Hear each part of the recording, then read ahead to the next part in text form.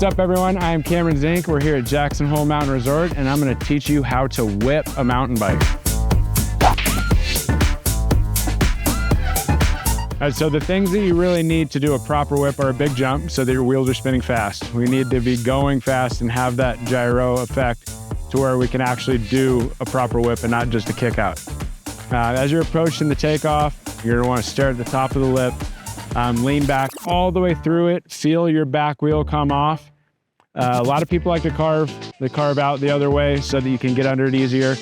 I usually take a little bit more of a straight line. We're manipulating the gyro, those wheels. If you've ever spun a wheel, just holding it, you can feel it. It's very difficult, but once you do, it follows a certain path, and that's how we get a whip. But it's mainly utilizing both of the gyros of both of the wheels to get underneath and get it to create an arc. And that's how it brings itself back. And if you need to, you can actually turn the front, but it's mainly just getting underneath both of them and getting to perform just a beautiful arc in the sky. Biggest thing to think about is the takeoff. Lean back, push your feet all the way through the lip, get back, get underneath it, and don't try to turn too early, don't try to whip too early.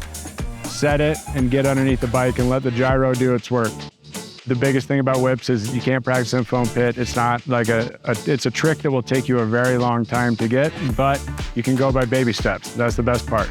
Chip away, keep going a little bit further, start leaning back a little bit more, getting underneath it a little bit more. Keep your shoulders square on the landing, and even if you're a little sideways, aim with your shoulders where you want to go. Your hips can kind of swing freely, and you should be able to land relatively sideways and still be chill.